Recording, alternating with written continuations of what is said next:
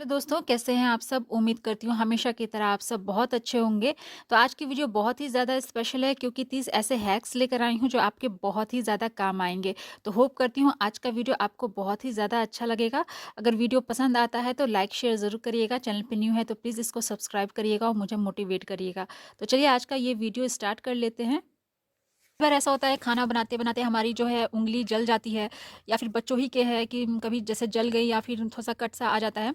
तो वहाँ पर आप इस तरीके से आटा गूँथा हुआ हमारे पास रहता ही है, अगर नहीं है तो आप झटपट थोड़ा-सा इस तरीके से आटे को गूँथ लीजिए और इस तरीके से थोड़ा-सा फैलाने के बाद आप यहाँ पर ले लीजिए पेस्ट, जो व्हाइट पेस्ट आता है ना वो यहाँ पर यूज़ करिएगा, जेल वाला पेस्ट यहाँ पर नहीं। ये जो व्हाइट वाला होता है ना यही, तो इसको थोड़ा-सा इस तरीके से आटे पर लगाकर और फैला लीजिए।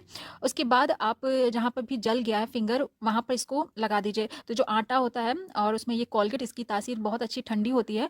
तो ये जो जलन होती है ना वो बहुत हद तक इससे कंट्रोल हो जाती है। जो फफोले वगैरह जो पड़ने वाले होते हैं वो भी बिल्कुल नहीं पड़ते हैं।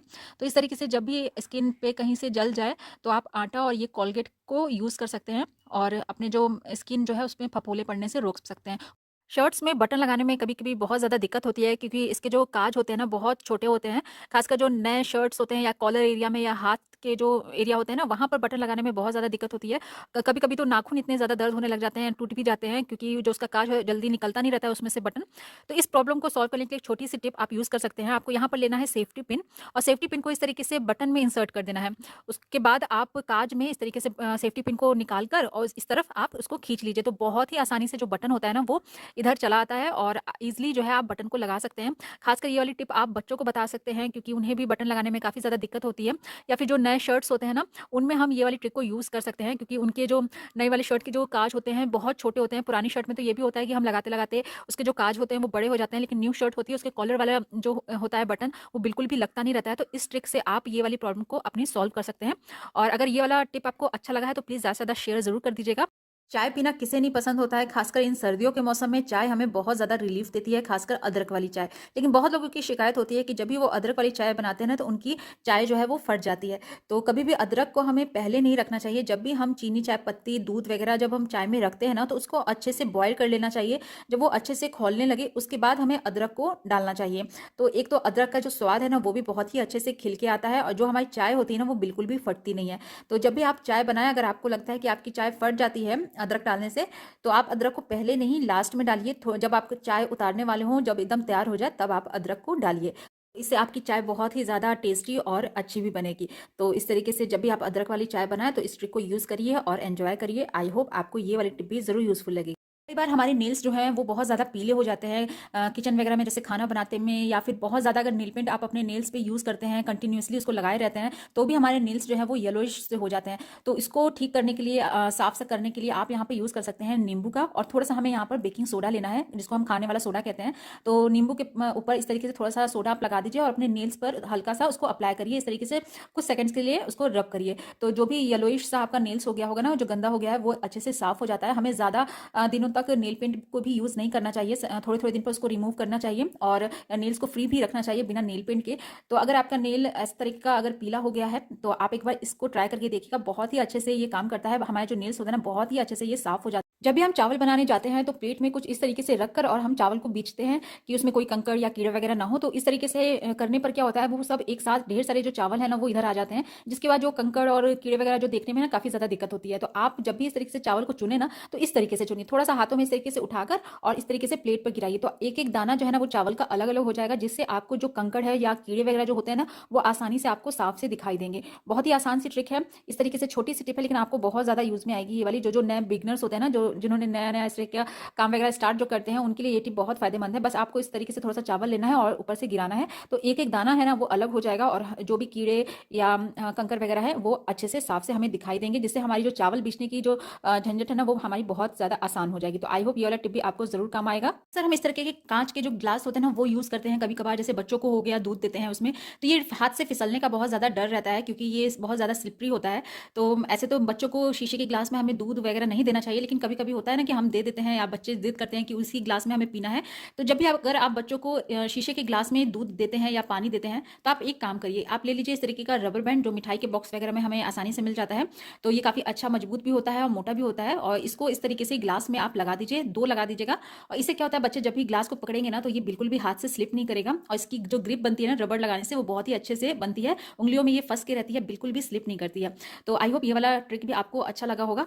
अगर आप बच्चों को दूध देते हैं इस तरीके से ग्लास में, तो एक बार इस टिप को यूज़ करके देखिएगा। इस तरीके की कैंची, चाकू वगैरह जो होते हैं, हम उनको जितना ज़्यादा यूज़ करते हैं, उसकी धार जो है उतनी ज़्यादा मोटी होती चली जाती है। फिर इसको हमें तेज़ कराने के लिए बाहर ले जाना पड़ता है। फिर इतना ज़्यादा पॉसिबल नहीं होता है कि हम इसको बाहर ले जाएँ। तो घर में हम आसानी से इसकी जो धार है उसको तेज़ कर सकते हैं। तो यहाँ पर आपको गैस ऑन करके कुछ सेकंड के लिए आपको इसको इस तरीके से गर्म करना है। उसके बाद हम सबके किचन में आसानी से मिलता है नमक, तो बस आपको थोड़ा-सा नमक लेना है और उसमें इस तरीके से कैंची को हमें चलाना है। जैसे हम कुछ काट रहे हों, तो उस तरीके से हमें ये 2 मिनट के लिए करना है। तो नमक की वज़ह से जो इसकी धार है ना, बहुत ज़्यादा तेज़ हो जाती है, क्योंकि नमक बहुत तेज़ होता है। तो इस तरीके से आप करिएगा ना, तो इसकी जो धार है काफ़ी ज़्यादा तेज़ हो जाती है बहुत जल्दी। तो जब भी आप कैंची या चाकू, अगर उसकी जो धार है वो मोटी हो जाती है, तो एक बार इस ट्रिक को यूज़ करके देखिएगा। कई बार ऐसा होता है कि चावल अगर काफ़ी दिन तक रह जाएँ, पुराने हो जाएँ, तो उसमें ना कीड़े से लग जाते हैं, जाले से पड़ने लगते हैं। तो अगर आप चाहते हैं कि इस तरीके से चावल में जो कीड़े वगैरह ना पड़े, जाले ना पड़े, जैसे हम कभी कहीं बाहर चले जाते हैं, तो चावल को हम ऐसे ही बॉक्स में बंद करके चले जाते हैं, और काफ़ी दिन पर अगर आएँ तो उसमें कीड़े, जाले वगैरह पड़ जाते हैं। तो अगर चाहते हैं आप ऐसा ना हो, तो उसमें आप थोड़ा-सा मिला दीजिए नमक, और नमक को डालने के बाद आप इसको अच्छे से मिला दीजिए। तो चावल की क्वांटिटी आपके पास जितनी हो, उतना ज़्यादा आप इसमें नमक की क्वांटिटी को बढ़ा लीजिएगा। इस तरीके से अच्छे से मिक्स करने के बाद हल्का-सा ऊपर से भी आप छिड़क दीजिए। तो यकीन मानिए, इसमें बिल्कुल भी कीड़े और जाले वगैरह जो पड़ जाते हैं ना, वो बिल्कुल भी नहीं पड़ेंगे। में कीड़े वगैरह पड़ जाते हैं, काफ़ी दिन तक ये ऐसे ही रह गया है और इसमें जाले वगैरह पड़ गए हैं, और काले वाले जो कीड़े होते हैं ना, वो अगर हो गए हैं, तो उसके लिए भी एक बहुत ही यूज़फुल टिप आपको बताने वाली हूँ। तो यहाँ पर आप ले लीजिए इस तरीके से कोई भी ग्लास, और इस तरीके से चावलों के बीच में आप रख दीजिए। उसके बाद इसमें हमें रखना है विनेगर। तो विनेगर को इस तरीके से, ये जो आप कोई भी बर्तन जो चावल के बीचों-बीच रखने वाले हैं ना, उसमें आप इस तरीके से थोड़ा-सा विनेगर डाल दीजिए, और उसका जो कवर है ना, वो लगा दीजिए। आप कोई भी बॉक्स में रख रहे हैं या फिर इस तरीके से डिब्बे वगैरह में रख रहे हैं, तो इस तरीके से उसको विनेगर रखने के बाद इसका जो ढक्कन है वो लगा दीजिए। तो आप देखिएगा जितने भी कीड़े इसमें पड़े होंगे ना, वो सब धीरे-धीरे करके निकल आएँगे, साइड में आ जाएँगे। तो ये टेस्टेड हैक है, एक बार इसको ज़रूर ट्राई करके देखिएगा। आपको जब अगर इसमें ज़्यादा कीड़े पड़ जाते हैं ना, उसको साफ़ करने में काफ़ी ज़्यादा दिक्कत होती है।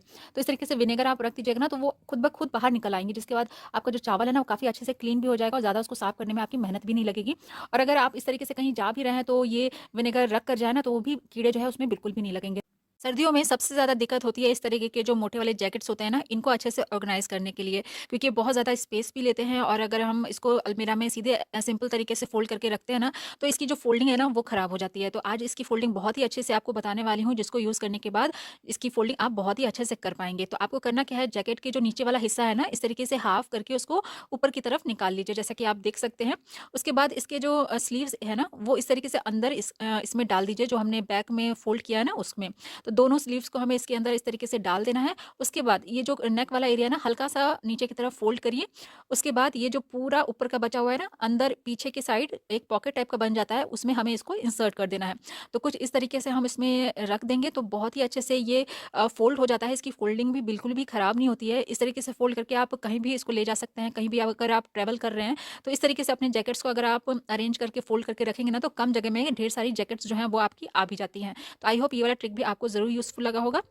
दोस्तों, कई बार आपने देखा होगा इस तरीके के जो गुड नाइट जो होते हैं ना, उसके जो रिफिल्स होते हैं, अगर ख़त्म हो जाते हैं, तो कभी-कभार हमारे पास होता है कि हमारे पास दूसरी रिफिल है नहीं, तो हमें मैक्सो वगैरह जलाना पड़ता है, या फिर अगर मैक्सो भी नहीं है, तो उस वक़्त हम क्या करें? तो आपको यहाँ पर लेना है कपूर। कपूर की गोली आप 1 ले लें, और इस तरीके से इसका आप यूज़ करिएगा ना, तो यकीन मानिए आपको जो मच्छर वगैरह जो शाम में बहुत आ जाते हैं, उससे काफ़ी ज़्यादा रिलीफ़ मिलेगा। तो आपको करना क्या है, ये वाला जो ऊपर वाला होता है ना, इसको आप इस तरीके से स्विच बोर्ड में लगा दीजिए। उसके बाद इसका जो ये होल होता है ना, जो हमने कपूर की टिकिया एक ली है, बस ये जो होल है उसके ऊपर हमें इस तरीके से उसको रख देना है। उसके बाद आप देखिएगा दोस्तों, बहुत ही अच्छे से पूरे घर में एक जो ये कपूर की फ्रेग्रेंस है वो मीठी-मीठी सी फैल जाएगी, और जो मच्छर है ना, वो बिल्कुल भी नहीं आएँगे। तो कभी इमरजेंसी में अगर आपके पास रिफ़िल नहीं है, या फिर मैक्सो वगैरह नहीं है, अगरबत्ती वगैरह नहीं है, तो एक बार इसको यूज़ करके देखिएगा। बहुत ही कारगर ये नुस्खा है, एक बार इसको ज़रूर ट्राई करके देखिएगा। मुझे पर्सनली बहुत ही अच्छा लगा। मैंने एक बार इसको यूज़ किया था, तो ये बहुत ही काम आया था। तो मैंने सोचा आपके साथ भी शेयर करूँ। उम्मीद करती हूँ ये वाला टिप भी आपको ज़रूर पसंद आया होगा। आज हम लोग इस पिलो कवर को यूज़ करने वाले वाले हैं अपने किचन में। तो आपको इस तरीके से कोई सा भी पिलो कवर जो आप यूज़ नहीं करते हैं, पुराने हो गए हैं, उनको आप ले लीजिए। उसके बाद इस तरीके की एक प्लास्टिक शीट हमें चाहिए। तो यहाँ पर मैंने जैसे ऑनलाइन वगैरह हम कुछ शॉपिंग करते हैं तो इस तरीके के शीट्स हमें मिलते हैं पैकेट, उसको कट करके मैंने यहाँ पे इसको बड़ा कर लिया है। इसकी जगह पे आप चाहे तो गेहूँ के आटे का जो बोरी आता है वो ले लीजिए, या जो भी हो आप वो यहाँ पर यूज़ कर सकते हैं। फिर इसको हमें पिलो कवर के अंदर इसको अच्छे से बिछा देना है। अगर बड़ा लगे तो आप इसको फोल्ड कर लीजिए और इसको आप परमानेंट स्टिच करके भी रख सकते हैं, या फिर आप ऐसे भी रख सकते हैं। उसके बाद हम इसको यूज़ करने वाले हैं, जब भी हम बर्तन वगैरह वॉश करते हैं उसके बाद किचन स्लैब पे हम रखते हैं, तो आप देखते होंगे पूरा पानी जो है वो स्लैब में फैल जाता है और नीचे भी टपकने लगता है, जिसके बाद उसको साफ करना हमें पड़ता है। तो ये वाला जो हमने बनाया है ना, उसको हम रख सकते हैं और उसके ऊपर जितने भी हम बर्तन वॉश करके करने वाले हैं और वो इसके ऊपर हम रखेंगे, तो जितना भी एक्स्ट्रा जो पानी निकलता है जो स्लैब पे जाके गिरता है वो सारा वो ये पिलो कवर सोख लेगा। और नीचे हमने जो प्लास्टिक की शीट लगाई है उसकी वजह से ये बिल्कुल भी स्लैब पे नहीं जाएगा, ये ऊपर ही रह जाएगा। अगर ये भीग जाता है तो आप इसको सारे बर्तन को हटा के आप धूप में सुखाकर फिर से इसको यूज कर सकते हैं। तो है ना दोस्तों, ये बहुत ही यूजफुल टिप, तो एक बार जरूर ट्राई करके देखिएगा। जब भी हम कोई नई झाड़ू खरीद कर लेकर आते हैं तो आप देखते होंगे ये वाला जो हिस्सा होता है ना, यहाँ से इसकी सीके जो झाड़ू की होती हैं वो निकल निकल के टूट टूट के गिरने लगती हैं, जिसके बाद झाड़ू जो है हमारी बहुत ज्यादा पतली हो जाती है, खाली सी हो जाती है। तो ये वाली प्रॉब्लम अगर आपके झाड़ू में होती है तो आप यहाँ पर यूज करिए इस तरीके का सेलो टेप का। तो इस तरीके का चौड़ा वाला सेलो टेप लीजिएगा तो काफी अच्छे से ये काफी ज्यादा एरिया कवर करता है और अच्छे से ये चिपक भी जाता है। तो इस तरीके से कुछ लपेटते हुए हमें सेलो टेप को घुमाकर इसको इस तरीके से बांध देना है। तो आप देखिएगा हमारी जो झाड़ू है ना, जो यहाँ से निकलती थी या टूटती थी वो वाली यहाँ पर आपको प्रॉब्लम खत्म हो जाएगी। और साथ ही साथ इसमें जो हम ये तार लगा रहता है ना, कभी कभार ये बहुत ज़्यादा हाथों में चुभती भी है। तो टेप लगाने से जो है आपकी ये वाली दिक्कत भी यहाँ पर खत्म हो जाएगी। जब भी आप कोई नई झाड़ू लेकर आएँ और एक बार इस ट्रिक को यूज़ करके देखिएगा। कई बार ऐसा होता है कि गलती से ही सही हमसे गिर जाता है तेल किचन के प्लेटफॉर्म पे, और उसको हम लोग झट से पोंछ देते हैं किचन क्लॉथ से, जिसकी वजह से हमारा किचन क्लॉथ जो होता है वो भी गंदा हो जाता है, उसको धोने की झंझट अलग से। तो जब भी आपसे ऐसी कुछ गलती हो जाए, थोड़ा सा ऑयल वगैरह गिर जाए, तो आप किचन क्लॉथ जो होता है उसको यूज़ करने के बदले आप एक चीज़ यूज़ करिएगा, जिससे जो आपकी जो डबल मेहनत होने वाली है ना वो कम हो जाएगी। तो यहाँ पर आपको उसके लिए यूज़ करना है थोड़ा सा आटा। तो आटे को आप जैसे ही डालिएगा ना, तो देखिएगा जो ऑयल गिरा होगा ना वो आटे में एब्जॉर्ब होने लगेगा। इस तरीके से आप उसको हर तरफ जहाँ जहाँ ऑयल गिरा हुआ है उसको घुमाते हुए आप इस तरीके से साफ कर लें। सारा ऑयल जो है वो आटा एब्जॉर्ब कर लेता है। उसके बाद आप पेपर की हेल्प से इस तरीके से हटा लीजिए। अगर थोड़ा बहुत जो प्लेटफॉर्म पे तेल लगा होगा वो पेपर में भी एब्जॉर्ब हो जाएगा। उसके बाद इसको इस तरीके से निकाल लीजिए एक प्लेट में, और उसके बाद आप इन आटों को आप रख दीजिए कहीं पर जहाँ पर चींटी वगैरह रहती है ना, उनके दाने के ये काम आ जाएगा। तो इस तरीके से आपका डबल काम हो जाता है। तो आई होप ये वाली ट्रिक आपको जरूर यूजफुल लगी होगी।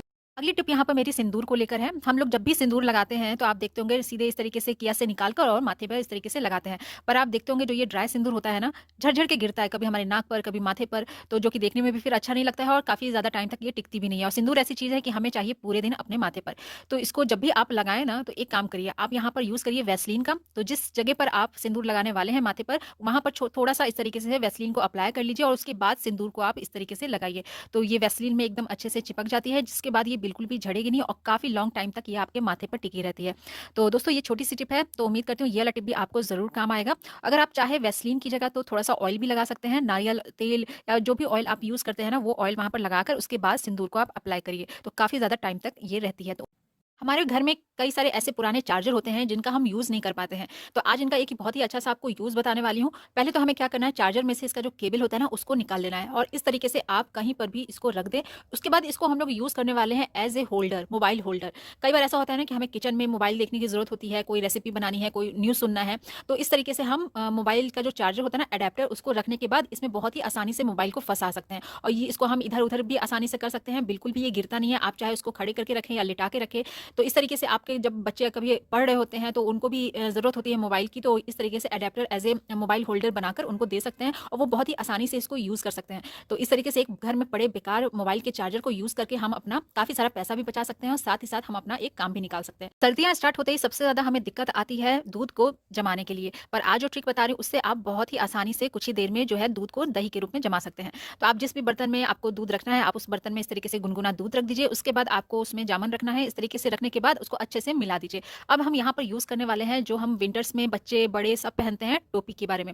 तो इस तरीके की एक टोपी ले लीजिए जो हमारे जो सर है ना उसको भी बहुत ही अच्छे से गर्म रखता है। तो ये जो बर्तन है जिसमें हमने गर्म दूध रखा है वो इसको भी काफ़ी टाइम तक ये गर्म रखेगा। तो जिस भी बर्तन में आप दूध जमाने वाले हैं तो उस बर्तन में इस तरीके से कुछ टोपी को आप डालकर पहना दीजिए।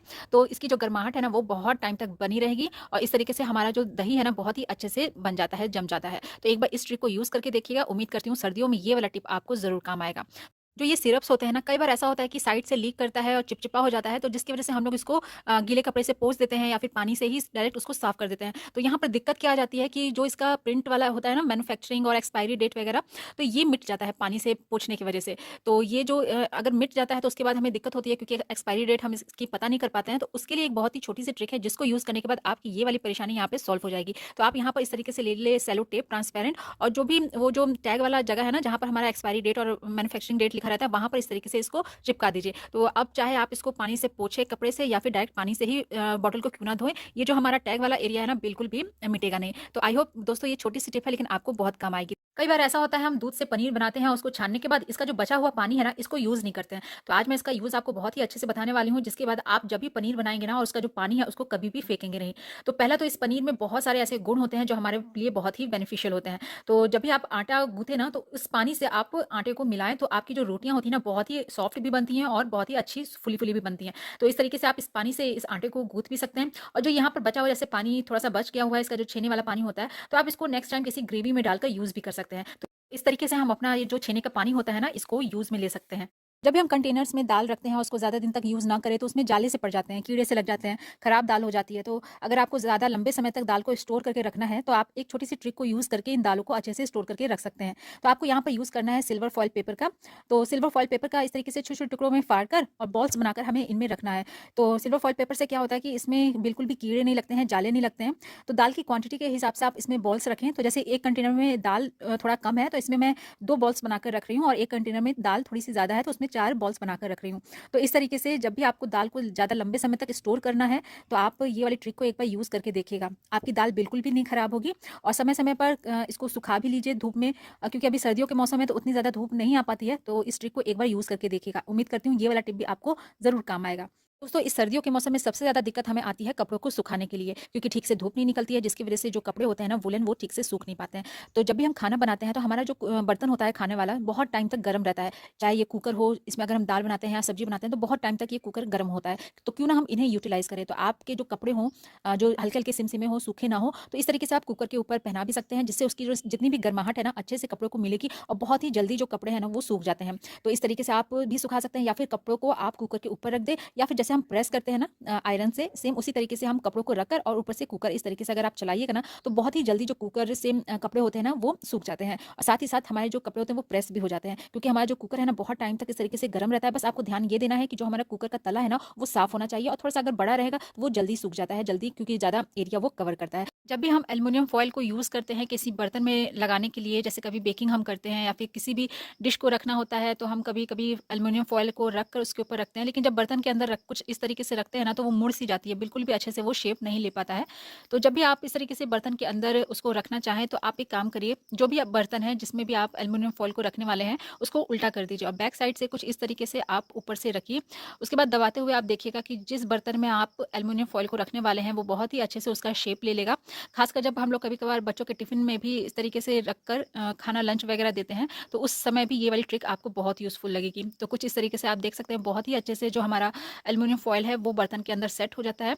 बस एक छोटी-सी ट्रिक को यूज़ करके हम अपना बहुत सारा जो है ना मुश्किल वाला काम आसान बना सकते हैं। तो कई बार ऐसा होता है कि हमारी जो फर्स्ट रोटी होती है ना, वो तवे पे चिपकती है, जिसकी वजह से वो रोटी वेस्ट हो जाती है।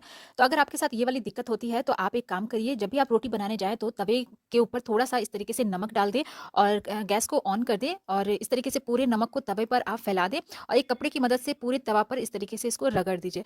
तो इससे नमक को रखने से क्या होता है, जो हमारा ये जो लोहे वाला जो तवा होता है ना, बिल्कुल नॉन स्टिक तवा की तरह काम करने लगता है। तो 5 से 10 सेकंड इस तरीके से करने के बाद ये जो नमक है, आप इसको निकाल दीजिए। उसके बाद आप रोटी बना के देखिए, जो भी रोटी आप बनाएँगे ना, बिल्कुल भी नहीं चिपकेगी। अगर आपकी रोटी चिपक जाती थी, तो वो वाली प्रॉब्लम यहाँ पर आपको सॉल्व हो जाएगी। तो यहाँ पर आपको रोटी बना के दिखाती हूँ, बहुत ही अच्छे से ये जो रोटी है ना, पलटती है, बिल्कुल भी चिपकती नहीं है, और बहुत ही अच्छे से फूली हुई बनती भी है। तो आप देख सकते हैं, ये जो रोटी है कितनी अच्छे से फूली-फूली बन रही है। तो अगर आपके साथ ये वाली प्रॉब्लम होती है रोटी चिपकने की, तो एक बार इस ट्रिक को यूज़ करके देखिएगा। उम्मीद करती हूँ ये वाला टिप भी आपको ज़रूर काम आएगा। सर्दियों के मौसम स्टार्ट होते ही हमारी स्किन जो है वो ड्राई होने लग जाती है, जिसकी वजह से हमारे जो पैर के तलवे हैं ना, वो बहुत ज़्यादा फटने लगते हैं ड्राई होने की वजह से। और किसी-किसी की तो इतने ज़्यादा फट जाते हैं कि वहाँ पर पेन भी होने लग जाता है। तो उसको ठीक करने के लिए आप यहाँ पर यूज़ कर सकते हैं विक्स का। तो विक्स की इस तरीके से थोड़ी-सी मात्रा लेने के बाद आप इस तरीके से पैरों के तलवों में लगा लीजिए और अच्छी से एक मालिश कर दीजिए। तो आप देखिएगा, बहुत ही हद तक हमारा जो पैर है ना, वो हील हो जाता है, और ये काम आप रात के टाइम अगर करिएगा तो बहुत ही अच्छा रिजल्ट मिलता है। इस तरीके से पैरों में मालिश करने के बाद अगर आप चाहे तो मोजा पहन लें और सुबह में उठने के बाद इसको वॉश करके आप देखिएगा तो हमारा जो पैर है ना, जो फट रहा था, वो बहुत हद तक आराम मिल जाता है। तो इस तरीके से हम अपनी फटी उंगलियों को ठीक कर सकते हैं सिर्फ एक विक्स की मदद से। तो आई होप ये वाली टिप आपको ज़रूर काम आएगी इस सर्दियों के मौसम में। तो एक बार इसको ज़रूर ट्राई करके देखिएगा। में हमें प्याज की ज़रूरत रोज़ाना पड़ती है और इसको कट करने में हमारी हालत ख़राब हो जाती है। बहुत लोगों को तो आँखों से इतना आँसू आने लग जाता है कि वो ठीक से कट ही नहीं कर पाते हैं। तो इसके लिए एक बहुत ही छोटी-सी टिप है, जब भी आपको प्याज काटना हो तो आप इस तरीके से एक बर्तन में पानी ले लें और जितना आपको प्याज कट करना है हाफ़-हाफ़ करते हुए उस पानी में रख दें और करीब 10 से 15 मिनट आप इसी तरीके से रहने दें उसमें। तब तक आप अपना दूसरा काम कर लें, जो भी आपको किचन का और काम है वो कर लें। उसके बाद आप देखिएगा 10 से 15 मिनट के बाद आप ये जो प्याज है ना, इसका जो कड़वापन है, आँख से आँसू जिससे निकलता है ना, वो बिल्कुल ख़त्म हो जाएगा और उसके बाद आप इन प्याज को छील कर कट करिए, बिल्कुल भी आँखों से आँसू नहीं आएगा। और जो ये पानी है ना, जो कलर चेंज हो गया है, आप देख सकते हैं प्याज रखने से, ये भी, इसमें भी बहुत ही ज़्यादा मात्रा में सल्फ़र होता है। तो आप इसको कोई भी प्लांट में आप रख सकते हैं। तो ये जो प्याज का पानी है ना, ये भी फर्टिलाइज़र के लिए बहुत ही अच्छा होता है। तो एक बार इस ट्रिक को ज़रूर यूज़ करके देखिएगा। इस तरीके की धूप बत्ती हम लोग पूजा में इस्तेमाल करते हैं, लेकिन इस तरह वाला जो धूप होता है ना, इसको हमें हाथ से कुछ इस तरीके से मसल के शेप देना पड़ता है, तब हम उसको यूज़ करते हैं। लेकिन क्या होता है, ये कभी-कभार आधी जलती है, आधी वैसी ही रह जाती है या फिर ठीक से इसमें क्या है, आग पकड़ता नहीं है। तो उसके लिए बहुत ही एक छोटा-सा उपाय है। पहले तो आप इसको अच्छे से हाथ पर मसल कर जो शेप आपको देना है वो इस तरीके से लंबे में दे दीजिए। उसके बाद जो ऊपर वाला जो इसका होता है ना कोना, उसमें कुछ इस तरीके से कटोरी-नुमा एक होल टाइप का बना लीजिए। उसके बाद आपको यूज़ करना है यहाँ पर कपूर का और एक छोटी-सी टिकिया आप उस कटोरी टाइप का जो आपने बनाया है ना धूप में, उसमें रख दीजिए। उसके बाद आप इसमें माचिस जलाइए, तो बहुत ही आसानी से जो ये धूप है ना, बहुत अच्छे से आग पकड़ लेता है ये कपूर की मदद से। और इसमें हमने कपूर डाला है जो हमारे घर में पॉजिटिविटी भी लाता है और एक बहुत ही अच्छी खुशबू भी लाता है। और जब आप इस तरीके से जब उसमें कपूर डालेंगे ना, तो ये बहुत ही अच्छे से जलती भी है और पूरी जलती है, आधी नहीं जलती है। तो उम्मीद करती हूँ ये वाला टिप भी आपको ज़रूर पसंद आया होगा। दोस्तों, ये थे आज के कुछ यूज़फुल टिप्स और ट्रिक्स जिनको यूज़ करके हम अपने रोज़ के काम बहुत ज़्यादा आसान बना सकते हैं। तो यहीं पर मैं अपने आज के वीडियो का एंड करती हूँ। आई होप आपको आज का वीडियो बहुत पसंद आया होगा। अगर वीडियो अच्छा लगा है तो एक लाइक कर दीजिएगा, चैनल पे न्यू है तो सब्सक्राइब करिएगा और ज़्यादा से ज़्यादा शेयर कर दीजिएगा अपने फैमिली और फ्रेंड्स में, ताकि वो भी इन सारे ट्रिक्स को यूज़ कर पाएँ। कल फिर मिलती हूँ एक नए वीडियो के साथ, कुछ नए टिप्स और ट्रिक के साथ। तब तक के लिए अपना ख्याल रखें। Good bye.